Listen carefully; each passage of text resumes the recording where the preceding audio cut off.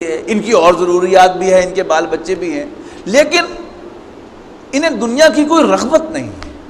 یعنی it was such an attractive and impressive thing کہ کھنچے چلے آئے لوگ ان کی طرف.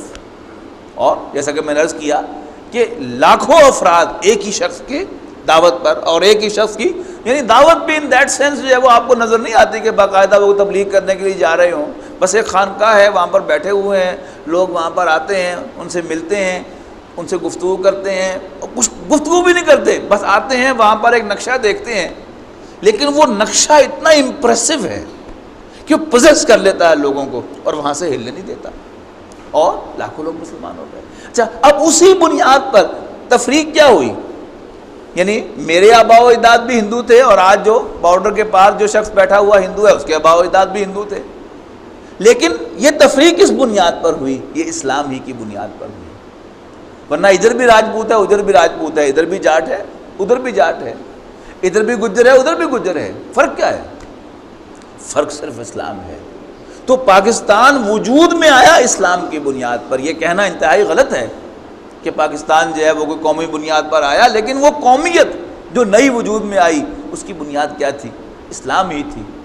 یعنی یوں سمجھے کہ سطحی طور پر اسلام تھا، پھر درمیان میں معاشی مسائل تھے، لیکن آپ ڈگ ڈیپ کریں گے تو اندر جائیں گے، ڈگ ڈاؤن کریں گے مزید اس کو، تو پھر آپ کو کیا نظر آئے گا؟ اسلام ہی وجہ نظر آئے گی پاکستان کی. لیکن یاد رکھنے کی بات یہ ہے کہ ہم نے پاکستان حاصل کر لیا، وہاں ہمیں بے شمار معاشی فائدے ہوئے. ہمارے ملک کے مشہور گائناکالوجسٹ ہیں پروفیسر راشد لطیف صاحب، ایک دفعہ انہوں نے اپنے شاگردوں سے کہا علامہ اقبال میڈیکل کالج میں کہ بھائی دیکھو، میں اگر آج اس پوزیشن میں ہوں تو صرف پاکستان کی وجہ سے ہوں. انہوں نے کہا ہندوستان میں 1000 گائناکالوجسٹ ہیں جن میں سے صرف 2 مسلمان ہیں، صرف 2. دیکھ رہے ہیں ریشو کو؟ تو اگر آج مجھے کوئی حیثیت حاصل ہے، آج ہماری جائیدادیں ہیں، یہاں پر ہمارے مکانات ہیں، بلکہ محلات ہیں، آج ہمارے کاروبار ہیں، ہمارے پلازے ہیں، وہ سب کس وجہ سے ہیں؟ اس پاکستان کی وجہ سے ہیں. ایک مرتبہ میں نے اسی موضوع پر، ہماری ایک ریلی تھی تو میں نے گھنٹہ گھر میں خطاب کیا، تو ایک بزرگ آدمی وہاں پر تھا، وہ مجھے بعد میں ملا، کہتا ہے جی مولوی صاحب تسی گل ٹھیک کیتی ہے.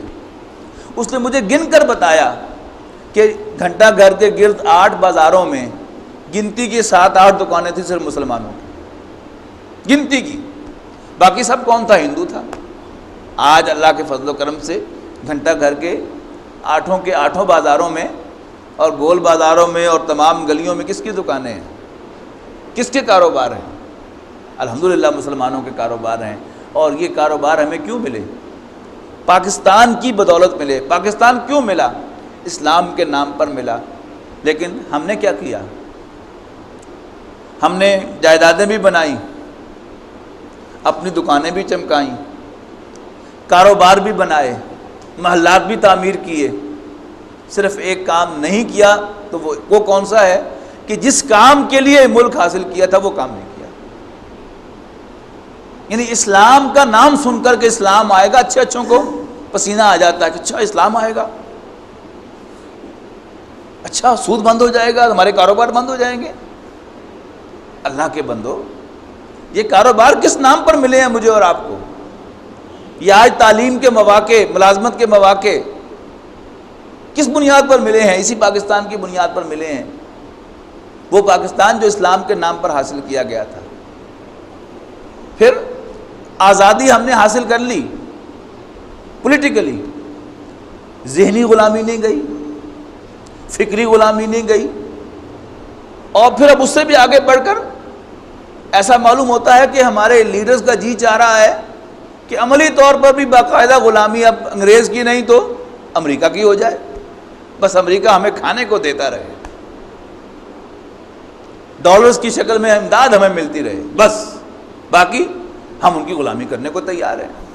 یہ بے غیرتی ہے، یہ اسلام کے ساتھ بے وفائی ہے، اللہ کے دین کے ساتھ بے وفائی ہے.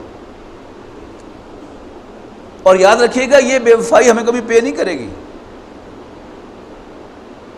اور اسلام یاد رکھیے گا ہمارا محتاج نہیں ہے، نہ اللہ ہمارا محتاج ہے، نہ اللہ کا دین ہمارا محتاج ہے. ہم محتاج ہیں، ہم اللہ کے بھی محتاج ہیں اور ہم اللہ کے دین کے بھی محتاج ہیں.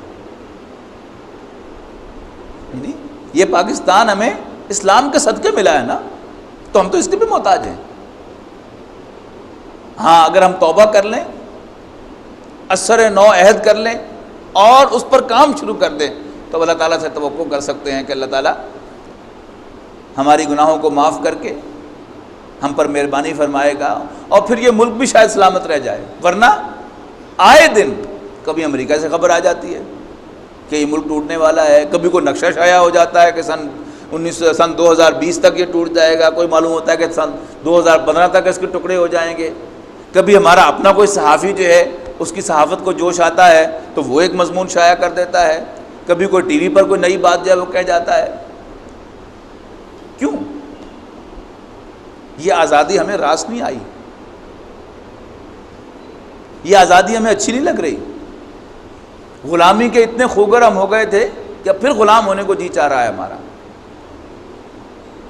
لیکن کس بنیاد پر؟ فیکٹس اینڈ فگرز کی بنیاد پر. اور وہ سارے facts and figures short of Islam ہیں.